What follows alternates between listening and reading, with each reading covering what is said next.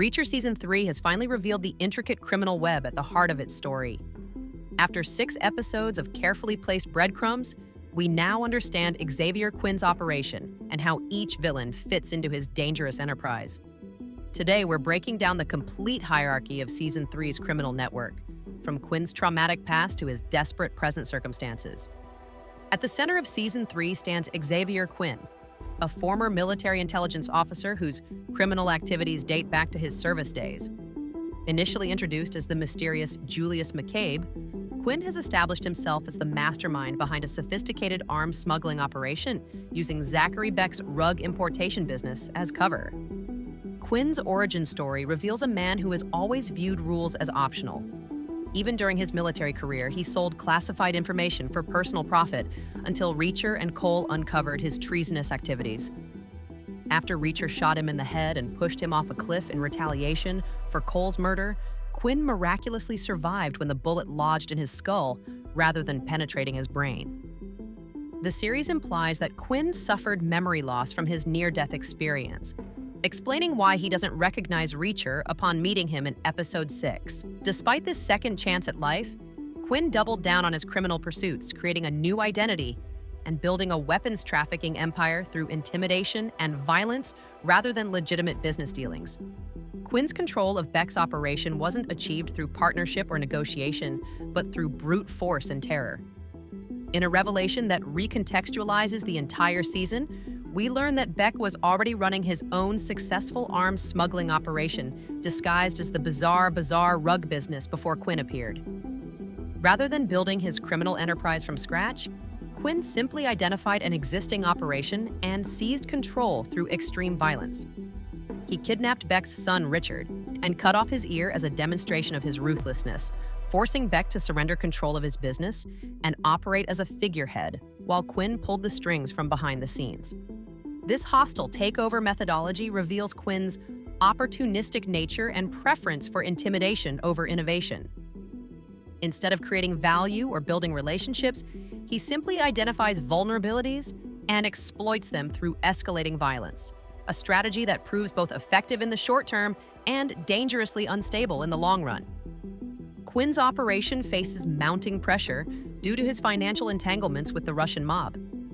To finance his takeover and expansion of Beck's weapons trafficking business, Quinn secured a black market loan from a dangerous Russian mafia figure named Taktarov, creating a deadline-driven urgency to his criminal activities. This financial pressure explains Quinn's increasing paranoia and volatility throughout the season. When shipment delays caused by Red Sea weather conditions threaten his ability to complete a crucial sale, Quinn grows increasingly desperate, knowing the consequences of failing to repay his debt to Taktarov would be fatal. The Russian mob connection adds a layer of vulnerability to Quinn's operation that Reacher could potentially exploit. With Quinn caught between placating his dangerous creditors and maintaining control over Beck's operation, his attention is divided and his judgment increasingly compromised, creating openings for Reacher's undercover infiltration to progress. Quinn has established a clear hierarchy within his criminal organization, with different players fulfilling specific roles while maintaining absolute loyalty through fear. Quinn himself maintains tactical distance from the day-to-day operations, working through intermediaries and enforcers to minimize his direct exposure to legal risks. John Chapman Duke functioned as Quinn's primary lieutenant until his death, serving as head of security for the entire operation while reporting directly to Quinn rather than Beck. This positioning allowed Quinn to maintain surveillance on Beck himself, ensuring the businessman couldn't regain control or betray the operation to authorities. Paulie, the imposing figure played by Olivier Richters, operates as Beck's personal bodyguard but ultimately answers to Quinn. His intimidating physical presence serves as a constant reminder to Beck of the consequences of non-compliance, while also providing muscle for enforcement when necessary. Paulie's loyalties clearly lie with Quinn, as demonstrated by his willingness to force Beck to comply with Quinn's demands, regardless of how cruel or unreasonable they might be. Beck maintains nominal authority over some aspects of the business, including hiring decisions for his household staff, explaining how Annette gained access as an undercover ATF agent. However, this limited autonomy exists only at Quinn's discretion. with Beck's suggestions subject to Quinn's final approval, as seen when Beck proposes Reacher as Duke's replacement, but must defer to Quinn's judgment on the matter. Beyond his core operation, Quinn maintains relationships with external contractors for specialized tasks, particularly those requiring plausible deniability. When Quinn discovers potential threats to his operation, he outsources assassination attempts rather than using his regular personnel. This strategy becomes evident in Episode 6, when gunmen target both a Special Investigation Unit member who helped Reacher run Quinn's plates in Neagley at her private detective office. These hitmen operate separately from the main smuggling business, creating distance between their actions and Quinn's organization. This compartmentalization serves multiple purposes. It maintains operational security by limiting how much any individual knows about the overall operation, provides Quinn with deniability if the hitmen are captured, and allows his core personnel to focus on their primary responsibilities without diversion. However, it also introduces vulnerabilities, as these contractors lack the detailed knowledge and tactical skill of Quinn's regular operatives, leading to failures like the unsuccessful attempt on Neagley's life. The foundation of Quinn's operation utilizes Beck's legitimate rug importation business as cover for weapons trafficking.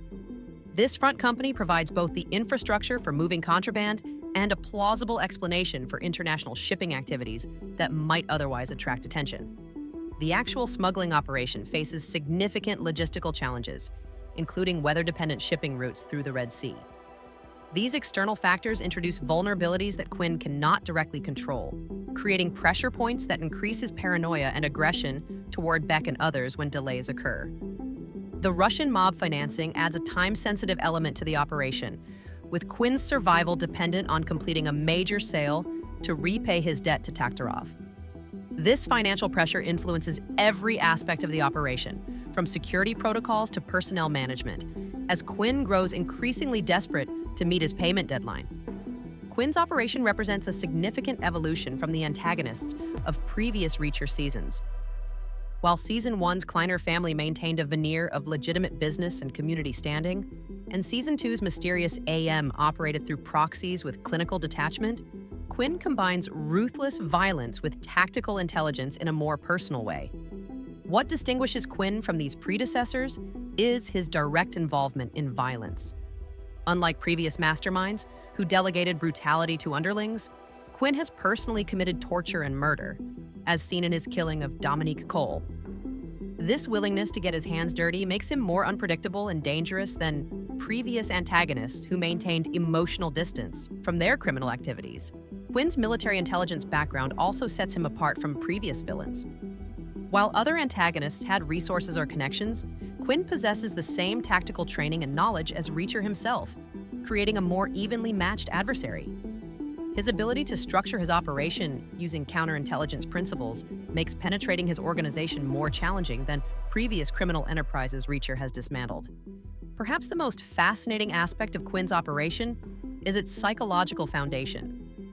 Rather than building loyalty through financial incentives or shared ideology, Quinn maintains control purely through fear and intimidation. Even his closest associates serve him primarily out of self-preservation, rather than genuine commitment to his leadership or vision.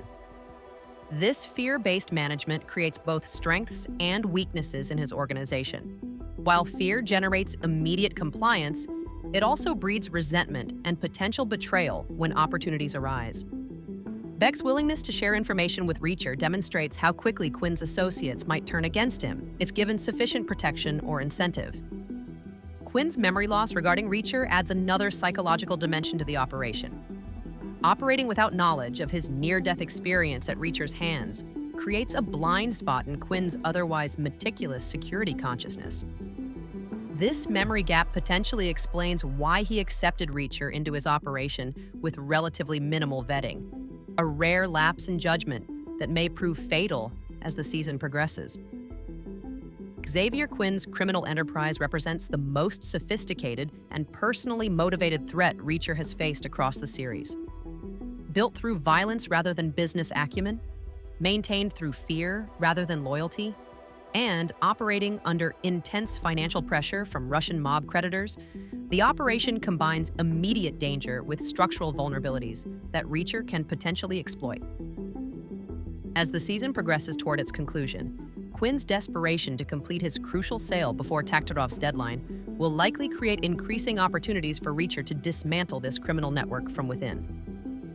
Drop a comment below, sharing which villain you find most compelling in Season 3, and don't forget to hit that subscribe button for more deep dives into your favorite shows.